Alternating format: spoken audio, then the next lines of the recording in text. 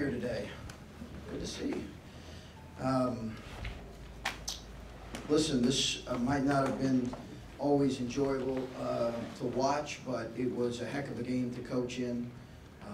I think a heck of a game to play in, highly competitive. I think two good teams going at it. Tremendous amount of respect for Nebraska. I've been saying it. People don't want to believe it if they haven't watched them, but they are a quality team. They were ahead on Kansas late at home. Obviously, we saw what they did to Michigan. They've got a small lineup that they can play with, small in terms of versatility. Defensively, they're really sound, extremely well coached, and I think Tim and his staff do a tremendous job. I think Coach Miles and his staff do a tremendous job. They are tough and physical. So we came into this game knowing it was going to be a challenge, just like everyone is. But I just can't say enough how much respect I have for Tim and his staff and for how well they prepared they were. And obviously we didn't have an answer for Palmer, but at the end of the day, players win games, and our older guys made plays down the stretch. Players win games, and they pulled this one out. Coach, I think everybody in this room that's entered this room has been asked about the schedule this past week or so. 4 games in 8 days, 3 on the road. Just got back from New York City about 36 hours ago. How much did fatigue play into the game tonight, and what are your thoughts, if you have any, on the layout of the schedule? Yeah, you play the ones in front of you. We've not talked about that with our team. We've done our best to prepare our team. Our strength coach, Quadrin Banks, as well as our training staff, have done an outstanding job. Coach Q was with our guys, our primary minute guys, all day yesterday with some pretty, I think, innovative stuff, trying to get them prepared. But you know, we never really talked about. Well, listen, we got to come back, and we get to do this. We don't have to do this. We get to play here on Monday night, a fun game. So it was not a chore to do this. I think they'd much rather be playing than practicing anyway. And then Caleb had, I think, 6 points midway through the second half. Then he just turned it on, had like 14 of 17 or something like that. Was there anything you said to him that kind of set him off? Was it just kind of something that clicked internally for him? What exactly happened in that sequence there? I just told him I'd like for you to score a lot more and go get 14 really quickly here. No, I did not say anything to him really. I just said stay aggressive, and I don't think you need to say a whole lot to him. He's getting a lot of attention. He's missed some open shots, but he made some huge plays for us. And I thought our guys did a nice job finding him in the post late too. A really nice job. You guys have won games, it seems like, in every way possible already this season. How important is winning tight games like this at home? You did it against Northwestern on the road. Yeah. Moving forward into, postseason play. Critical. Yeah, I think it's important for us to play in close games. I mean, I say that a coach would like to win every one going away, but and there is a part of me that says you'll want. I expected this to be a game that would go down in the last 2 minutes. Matter of fact, we talked to our guys about that. This is going to be probably a game that's going to go down to the last possession or two. I think it was good to see how we responded offensively and defensively. Great to see Jay Sean make those free throws late. How about that? 2 that I don't even know if they hit rim. It was impressive to see. Andre, with your bench, only 3 points, but can you talk about the minutes he's given you these last 4 or 5 games, especially on the defensive end, what he's brought to the table? Outstanding. He's really been good for us, and I've probably not made mention of that enough, but he's really been good for us in this stretch. Hasn't turned it over like he was earlier in the year. Has made really sound plays, moved the ball.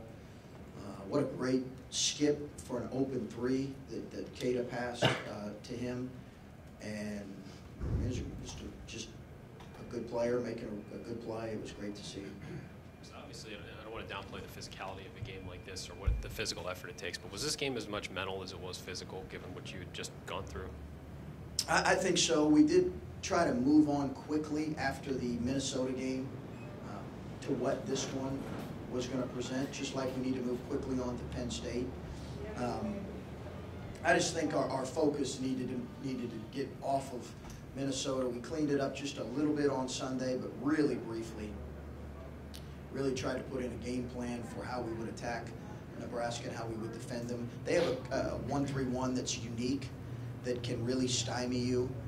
So that added some prep in our minds. So I think it was mental, but I keep coming back to our players and our older guys and the leadership that Jay Sean, Kada, Andrew Dockich, Cam, and now CJ, that they, the leadership that they have in these moments, and they really do get our guys moving quickly from one thing to the next. Like you said, you move on to the next one pretty quickly, but what does a win like this one maybe say about this team? You're at the midway point of the Big Ten, you're still undefeated, but to grind this one out, what does this win say about maybe this team? I'm bad at these kind of questions. I don't know. It was a really gutsy effort. And listen, I don't want to take this for granted. I've never been a part of anything like this, and I don't know that I ever will again. You don't start, 9-0 in conference play. So I don't want to take that for granted. It's been an amazing run, and just hopefully we can continue it. You mentioned coaches would love to win games by huge margins, but do you enjoy these type of games where you have to make tactical adjustments, kind of go back and forth with the opposing coach? Obviously you want to win, but that type of game where you're really having to coach and it's not just happening. I don't know if enjoy is the word I would use, but it was very much a game where as a coach you had to be very engaged because it was a possession-by-possession game. They answered every run we made. It was never beyond a 1 or 2 possession game. And I think it just like it's good for players, it's probably good for coaches as well to kind of go through those experiences, for them to see how we respond in those moments. And I think as a team, coaches and players, we've really responded with a lot of poise.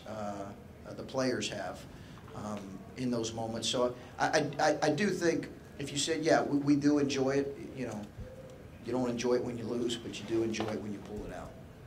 Chris, I think Andrew was on the floor like the last 13 minutes. Yeah. Other than his innate ability to throw an alley-oop pass, Yeah.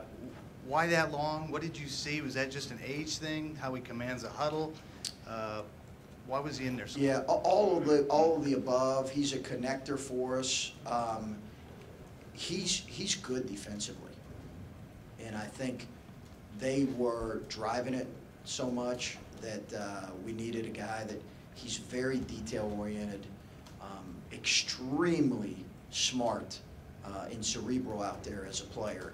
And what he lacks in athleticism, and let's be honest, he lacks athleticism, okay? He makes up for it so much in his IQ and his ability to connect his teammates. At times he's hard to pull off the floor because of those things. He just is. And I did not anticipate that he would be I knew he'd be smart because he's really well coached coming up, and obviously played son of a coach and played for an outstanding coach at Michigan. I did not realize he'd be this solid for us defensively. He gets, they tried to ISO him tonight, and people shot over him at times, but he's hard to get around. So that was primarily the reason. He doesn't turn it over. Coach, the polls have found you, the media has found you. Do you wish more fans would find you? 10,918. I know it's a Monday night, it's a work in progress, but. I just, we're doing our best to earn the respect and appreciation for the people that pay good money to come and watch us play. We've got at least when I get a chance to go grab a bite to eat or whatever, people have been unbelievably positive and receptive. I've never really gotten into all that with looking at attendance and being frustrated one way or the other, because it's my job to coach our guys in whatever environment we're in. Obviously you recognize it. I will say this: I thought our the people that were there tonight were loud, particularly late. I mean, it was a really good environment there late. But you know, we're gonna continue to work hard to make them feel good about what they're watching. Chris, Jay Sean joked that he thinks you can see the future, and that you told them that this would be a tight game late, and that you told them that the Northwestern game would be kind of a grind too. He's joking, but like to have like the pulse of your team in that way, to have a vibe for how they're going to play. Just like, how important is that, and is it rare for a coaching staff to have it at the level you seem to have it, given the relatively short time you've all been together? I do think that there's a connection between this group and our coaching staff that's happened a whole lot quicker than I expected. A whole lot quicker. But a lot of that speaks to their ability to be open to what we're trying to do. I think all that speaks to that. You know, if I was just talking to one of the Nebraska coaches, you know, if we were, you know, if JT was a knucklehead, you know, we wouldn't be the same. Not only is he a really good player, he's been so receptive. Obviously, Keita as well. So the winning has helped in terms of just embracing. But again, I always felt like even when we had some rough patches, you know, they might have questioned a little bit early what we were doing, but they embraced how we wanted to do things, and it's a credit to them. This is not the first time you've taken over a new program. Has that happened everywhere you've been, or is this on a different level? It did not happen my first year at Gardner-Webb. That was a significant rebuild, and you know, I think one of the things that it benefited when I took over at Butler is we had a rough year the year prior, so I had a hungry group, and I think it's hard to put your finger on the value in having a hungry group quantitatively, but I think we've got a hungry group. I think some of what happened last year has allowed this group to be even hungrier. So I think we, as a coaching staff, probably benefited from that to some degree. But it's not happened everywhere. I think my time at Butler, it happened pretty quickly, but I had been there a year as an assistant, so it was easier. But I did not expect this group to be as connected to us as so quickly. Nebraska seemed to take away the three-point offense relatively quickly, and how important was it for the guys to play kind of down low instead of playing out, or just play outside in instead of inside out? Yeah, we needed to. One of the things we recognized that they did to Michigan is switched everything, and they really made them play kind of on the perimeter. And when we did that tonight, we weren't getting much of anything because they're long, they move their feet really well.